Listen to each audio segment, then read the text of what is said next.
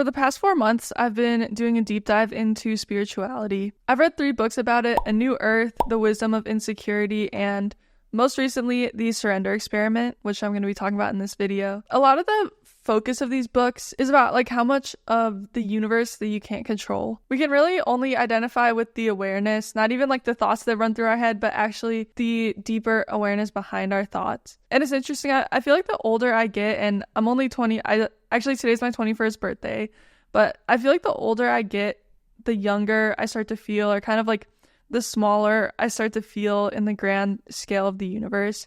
I think in the school system, we've spent the first 20 years of our life having these manufactured accomplishments. You submit an essay and you get a grade back. You just attend high school classes for 4 years and get a degree. Same with college. But then whenever you leave the traditional education system, it's kind of like you're thrust out into the real world. There aren't any of these like manufactured accomplishments anymore. And you actually just need mastery of a skill in order to get rewarded. And so it's really easy to feel prideful in the school system because you're not actually competing on anything meaningful. Since you're all a bunch of inexperienced 20-year-olds, the only thing you can compete on is like grades and kind of these artificial measuring points, which I think is very helpful for learning how to work towards a difficult goal and skill development. But just working for a short-term accomplishment like a 4-year degree or getting an A on your essay, it really incentivizes like the accomplishment of the thing more than the process of mastering the thing. Okay, that was kind of like a mini educational rant. But back to the main topic, which is that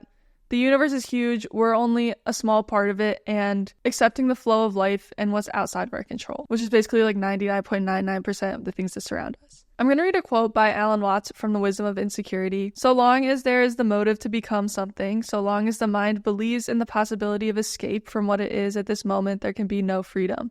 Virtue will be pursued for exactly the same reason as vice, and good and evil will alternate as the opposite poles of a single circle." So basically, whenever you wish that something wasn't the way that it currently is, that's a vice. And Watts also talks about the concept of judo, which means the gentle way of mastering an opposing force by giving into it. Throughout this spiritual journey, it's been like just dozens of hours of like self-reflection. And I would say that now I have like the best relationship with myself that I've ever had in my life. But I keep noticing now how many negative thought spirals keep occurring. And the only reason that something negative occurs, or like what Alan Watts would call a vice, is because you wish or expect that life would be a different way than it is right now. And it's this whole idea of like when you judge a part of yourself, you hold it as something separate from yourself because you think there are two yous that exist. The first one is the you that like literally actually exists, and the second one is some like ideal version of you that you think exists that makes you miserable because you're not it, even though this ideal version of yourself isn't actually you and doesn't actually exist. And so we drive ourselves crazy with like these negative loops of thinking, when really, since life and so many parts of our nature are out of our control, all we can do is kind of like give in and accept life as it flows. So this is where the surrender experiment comes in. This I actually don't think was a well-written book, and I don't know if I would like really recommend it to people, but I want to share an impactful story that it's had on my own life. It's about Michael Singer, who was an economics PhD student. When he started getting turned on to like meditation and started a temple, for most of his life, he ran the surrender experiment, which to him meant that he was no longer going to listen to his own personal preferences of like or dislike, and instead just focus on doing the work of the tasks that life presented to him at that moment. And so that led him to starting his own temple in the woods, starting a construction business, and then starting like a multi-$100 million medical software business, which is kind of crazy that like all this stuff came to him, or so he says. But I found the concept of not listening to your personal preferences of like or dislike very interesting, because it is true that pretty much everything that surrounds us came to us not out of control of our own. It's just life presenting us with opportunities. But this weekend, I surrendered to life in the first big way that actually did come at a cost to myself. So I'm living in Washington, D.C. this summer, and I've been going to a different run club every weekend to see new parts of the city and just have conversations with new people. And so there's this one pretty famous run club called Endorphins, and usually they meet like a few miles from my apartment, and I didn't want to like run all that way.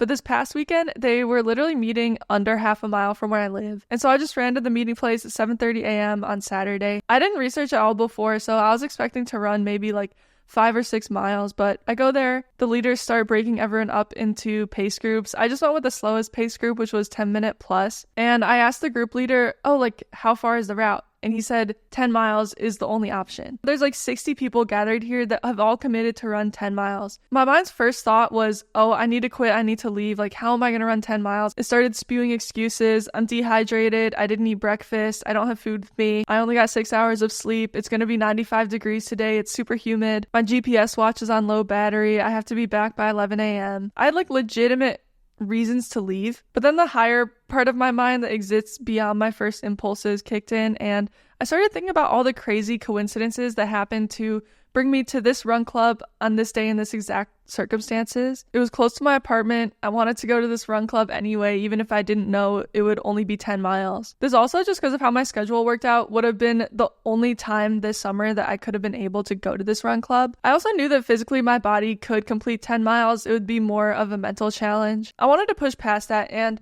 the mantra that kept coming up in my mind over and over again was, life brought me here.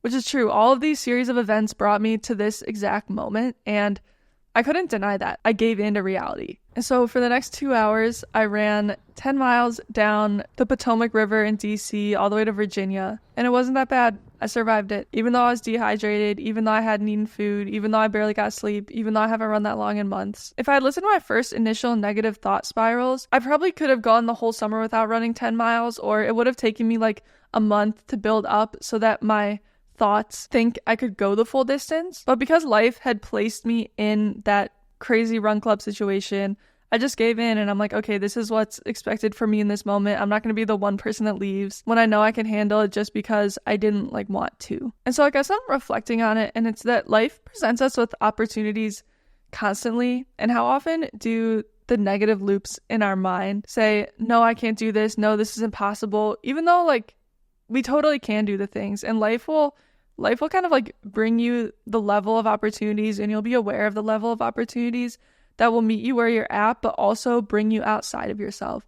And so even if your first reaction to something is like, I don't want to do this, I can't do this, I don't like doing this, instead, I guess it's like to zoom out, look at the bigger picture, and kind of accept the beauty of the moment that like life brought me here. And just because my thoughts are thinking one thing doesn't mean that my actions have to follow that. Because we're all part of something like so much bigger than ourselves. Our thoughts cannot be trusted. I've been thinking a lot about this, the fields of like chaos and order, or the fields of like potential that surround us. I do think there is like an order of the universe that determines what we can and can't do. This is an idea I got from reading Jordan Peterson, but it's kind of like the fabric that makes up all mythologies, or like what makes a story a good story, what makes a hero a hero. I think that all exists in the field of potential. We can all tap into it, but the role of art is to communicate that potential into a physical form. I believe that our thoughts exist in that field of potential. Our thoughts literally exist in like this infinite space.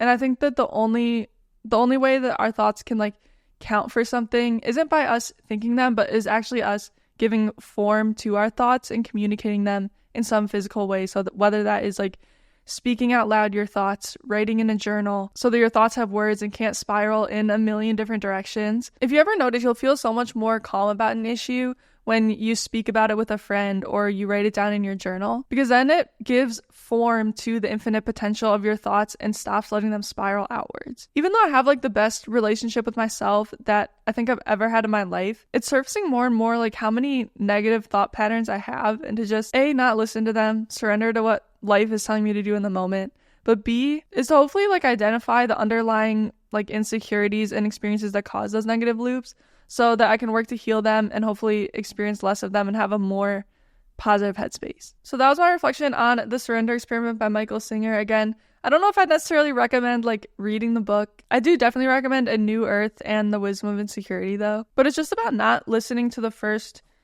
thought impulses you have. It's just kind of recognizing how much of life is outside of your control. So many specific circumstances and natures of things brought you to where you are right now, and thinking, okay, life brought me here, this is what's required of me, and breaking past your initial instincts of, I can't do this, I don't want to do this. To an extent, obviously have like boundaries with yourself, don't do anything that's harmful. But there's so much potential out there other than what we give form to. And I think the best things to give form to are in line with like the flow of what life gives us. If you guys have any book recommendations or thoughts or feedback, definitely comment them below. I would love to learn more from you guys.